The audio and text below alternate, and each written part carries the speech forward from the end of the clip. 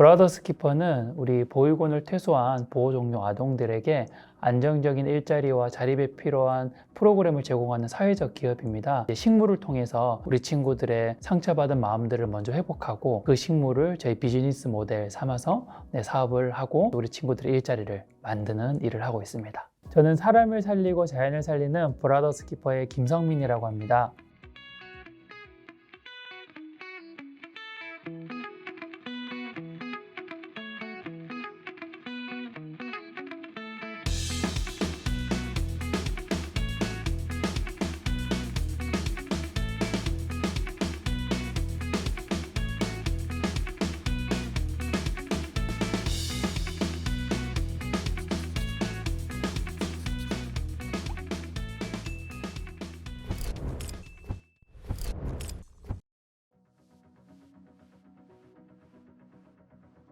제가 보육원 출신이에요.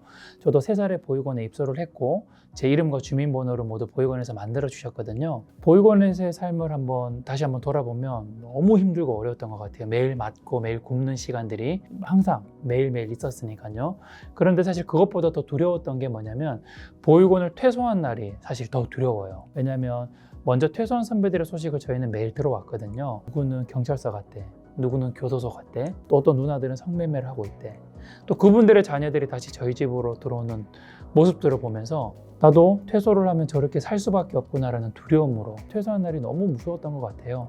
그런데 실제로 저도 보육원을 퇴소하고 나서 6개월 정도 노숙자로 생활하기도 했거든요. 제가 할 수 있는 게 아무것도 없으니까요. 그런데 너무 감사한 계기로 저에게도 직장이 생겼고 그 직장을 통해서 이제 돈이 조금씩 모이다 보니까 제가 어렸을 때 나와 같은 환경이 있는 친구들에게 가족이 되어주고 싶다라는 마음이 있었거든요. 이 꿈들이 막 생각이 나더라고요. 이 꿈을 이루기 위해서 너무 감사한 계기로 제가 비영리 단체에서 일할 수 있는 기회가 생겨서 그곳에서 이제 보육원 아이들을 이제 지원하고 또 교육하고 후원하는 업무들을 했었어요. 그런데 제가 7년 동안 아이들을 후원하고 교육하는 일을 했는데 7년 내내 경험한 게 후원으로는 사람을 살릴 수 없다는 걸 뼈저리게 느껴요.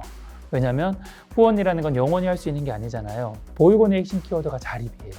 그런데 이 자립을 위해서는 후원이 필요한 게 아니라 일자리가 가장 필요하더라고요. 그래서 교회라는 곳을 찾아다니면서 교회에 있는 사업가들을 많이 만났어요. 그 사업가들을 통해서 아이들의 일자리를 연계해주는 일을 했었는데요. 가장 오래 근무했던 친구가 3개월, 보통 1, 2주 만에 다 나오더라고요. 회사에서 아이들의 상황을 알았기 때문에 많은 것들을 챙겨주시고 잘해주셨는데 그때 우리 친구들이 내가 보육원 출신이라서 나를 불쌍하게 생각하나? 이렇게 느끼더라고요. 초등학교, 중학교, 고등학교 시절에 학교나 보육원을 통해서 부정적인 경험만 계속 쌓아오잖아요. 이 상처들이 치유되지 않은 상태에서 사회로 나오다 보니까 모든 상황들을 이제 다르게 해석하는 거예요. 그래서 우리 친구들에게 일자리도 너무 중요하지만 이 일자리보다 우리 친구들의 마음과 정서를 회복하는 게 더 중요하겠구나라고 알게 되었고, 그래서 저희가 이 식물 사업을 하게 된 계기가 되었습니다.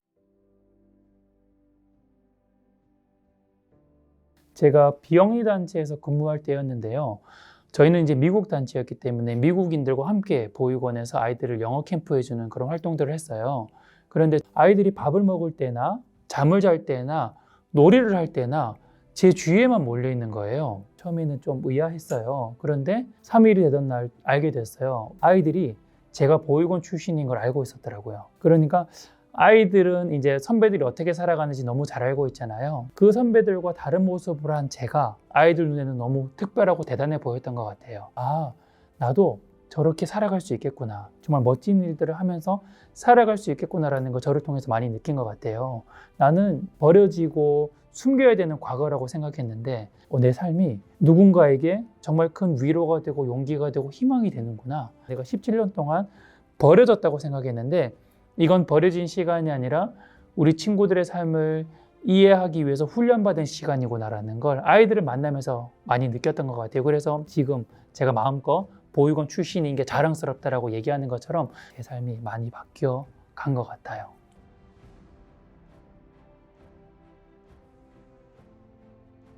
처음에 제가 친구를 사귀게 되면 친구의 어떤 부분을 조심해야 되지, 어떤 부분을 내가 어떤 얘기를 해야 되지, 이런 걱정하지 않잖아요. 그냥 편안하게 대하다가 이 친구는 이 단어를 싫어하는구나, 이 친구는 이 행동을 싫어하는구나 라는 우리가 시간을 보내면서 알아가게 되잖아요. 그래서 우리 보호종료 청년을 대할 때도 저는 마찬가지라고 생각해요. 지레짐작해서 이럴 거야 저럴 거야 라는 마음들보다는 그냥 편안하게 대하시고 일반 보통 사람 대하듯이 대하시다가 찾아가고 맞춰가는 과정들이 저는 필요할 거라고 생각해요. 그래서 다른 시각, 다른 시선으로 대하지 말고 편안하게 친구 대하듯이, 이웃을 대하듯이 대해주는 게 저는 제일 좋은 방법이라고 생각합니다. 가난하나 부자나 혹은 똑똑하나 똑똑하지 못하나 모든 사람들이 경험하는 게 있거든요. 그거는 죽음이에요. 죽음은 누구도 피할 수 없잖아요. 이와 동일한 게 누구나 언젠가는 보아가 된다는 거예요. 우리 친구들은 먼저 그 경험을 할 뿐인 거예요. 사람들은 보육원에 산다는 이유만으로, 부모님이 안 계시다는 이유만으로 굉장히 다르게 보거든요. 그래서 제가 항상 우리 친구들에게 하는 이야기가 있어요. 사람들이 너희들을 향해서 편견의 눈으로 바라보더라도 너는 그 사람들을 위로하는 눈으로 바라봐 줬으면 좋겠어. 네가 경험한 그 경험들을 앞으로 경험할 사람들이야. 너의 경험해온 그 삶은 앞으로 너와 같은 경험을 할 사람들에게 정말 큰 위로가 될 거야. 너는 다른 사람들을 위로할 수 있는 사람이야 라는 얘기들을 많이 해줘요. 그래서 사람들이 우리 친구들을 다르게 보지 않았으면 좋겠어요. 누구나 언젠가는 고아가 되는데 우리 친구들은 그 경험들을 먼저 했을 뿐인 거죠. 강연들을 다닐 때마다 항상 하는 질문이 있어요. 여러분 중에 선택할 수 있다면 보육원에서의 삶을 선택할 사람 손 한번 들어보라고 하거든요. 그러면 단 한 명도 들지 않더라고요. 저는 그래서 우리 친구들이 정말 특별한 존재라고 생각하거든요. 누구도 선택하지 않을 그 삶을 정말 잘 살아낸 친구들이잖아요. 그리고 멋지게 이겨낸 친구들이에요. 어떻게 우리가 세상이 바뀌었으면 좋겠습니까? 라는 사실 질문들보다는 저는 사람들이 우리 친구들을 다르게 보지 않았으면 좋겠다. 우리가 동일한 사람이고 우리도 나중에 경험할 삶인 거다 라는 것들을 인식해 주셨으면 좋겠다라는 생각을 합니다.